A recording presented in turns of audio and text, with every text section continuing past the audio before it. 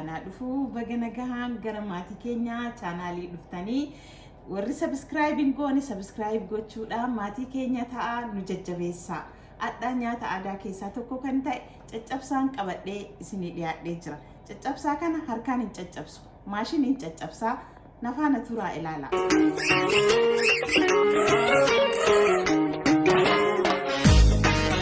Wantoota nu barbaachisan daakuu garbuu,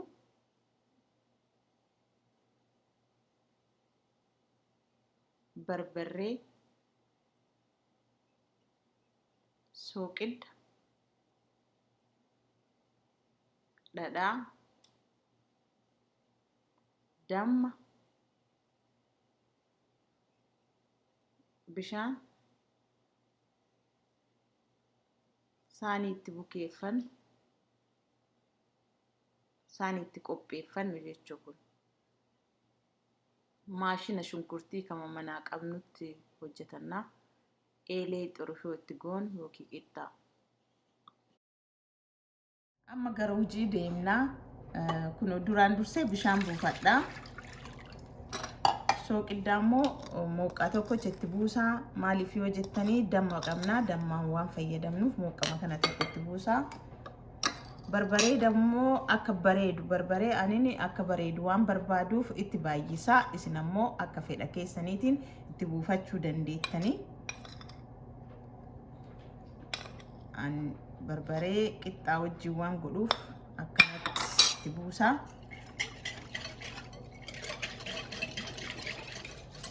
Soqiddaas barbaree waliin gahameera. Amma daakuu itti buufannaa. Daakuu baay'ina nama keessaniitiin itti baay'isuu dandeettanii. Anadhaa waan nama lamaa qofa hojjedhaara. Isin akka maatii keessaniitiin itti dabalattanii guddaa gochuu dandeettanii. Bishaan ammoo yoo isinii hanqate ilaalaa itti hidhachuu dandeettan. Bukeessa.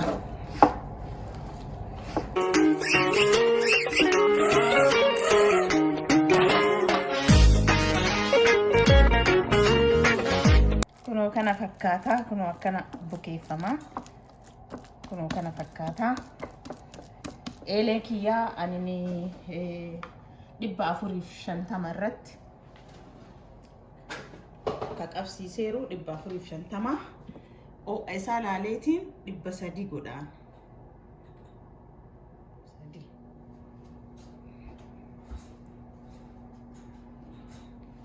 Eeleen keenya o'ee jira sirriitti.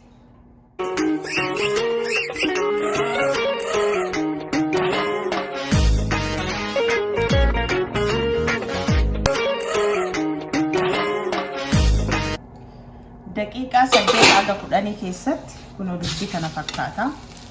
Garagalchisan jechuudha.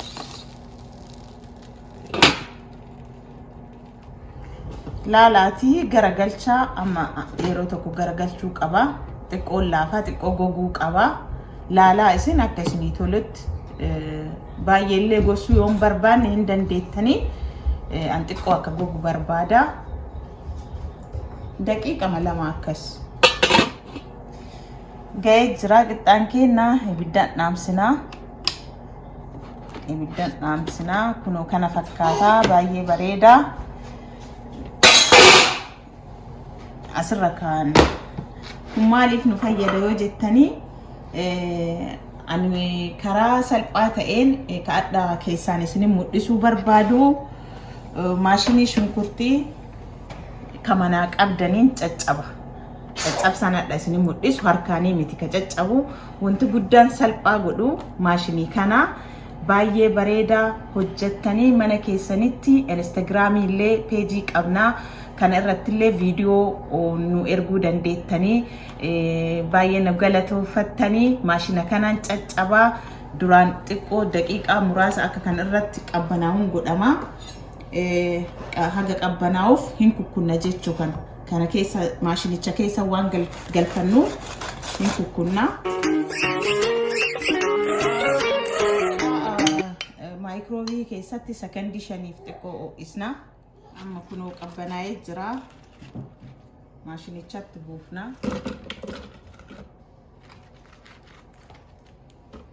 Qaqadhinna akka barbaaddanii baay'ee xixiqqeessuu illee dandeettanii baay'ee bakka caccabsama harkaalleen fakkaata. Akka jaalattan abdii qabna.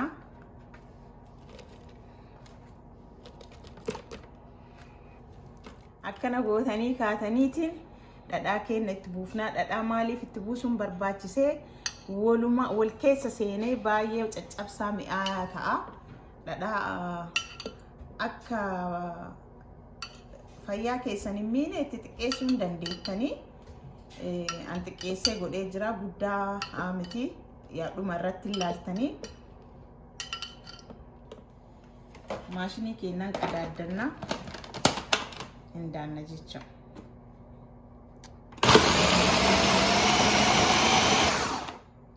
Laalaa akka baay'ee isin jalaa guddisee hin butunne laalaatiin itti dabaltan jechuudha. Amma haalaallu waaw baay'ee bareeda. Kun akka argitan kana caccabaa saanii qopheeffadhee jira. Ani garuu laalaatiin cadhiftanii daakuu osoo hin taane banaa laaluu dandeettanii mooqqaa keessaniin laaltaniitiin akkami akka caccabeeru ka jalaallee akkana waliin geettaniit yoo ka hafu jiraate itti deebisuu dandeettan. Harki keenya hin dukkuusaa qixxaabichaa godha malee hin caccabsu jechuudha. Caccabsaa bareeda kana fakkaatu godha. Xiqqoo guddaa osoo hin taane xiqqoo waan hafu jira akkana.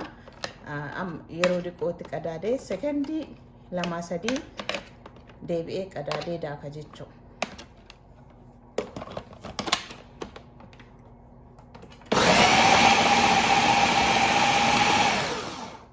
Amman gaya hin baasu.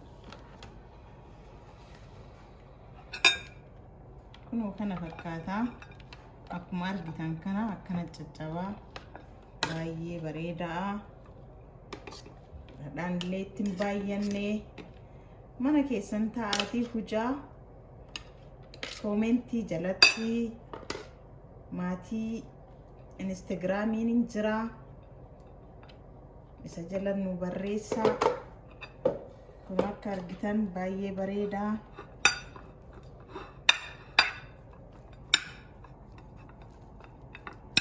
Karaa salphaa ta'een uummata akka illee yeroo illee fudhatuyyuu qixxaa keenya goonee jennaan akka argitan kana bareedaa isaan ta'a. Kunoo qophaa'ee jira. Akkanaanis nyaachuu ni dandeettanii. Anammoo damma waan jaaladhuuf dammaan fayyadama.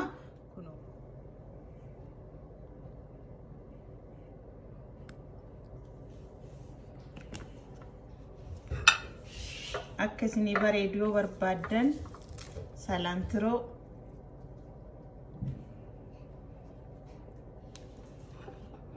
baay'ee bareedaadha. Koomentii Instagraamii keenya maatii keenya jedhamaa nu hordofaa, faaloo nu godhaa, jalan nu barreessaa, koomentii nu kennaa. Anammoo aannan itittuu qabaa. Isaan qammasee isinitti agarsiisa. Aannan guyyaa tokko akkamitti akka hojjetamu kunoo aannan biyyaa fakkaataa baay'ee bareedaa. Itittuu biyyaa fakkaataa akka argitan. Ani isaan nyaadhaa. YouTubii illee maatii keenya YouTubii laayikii, sheerii, koomentii nu godhaa. Maatii keenya nu ta'a. Nyaanni kun nyaata akka salphatti hojjetamu, caccabsaa sa'aatii nurraan fudhatu, yeroo kennan fudhatu. Maashiniin hojjetamaa. Mana keessan taa'aatii yaalaa. Torbaan nyaata gara biraatiin haga walitti deebinutti nagaatti isiniin jennaa.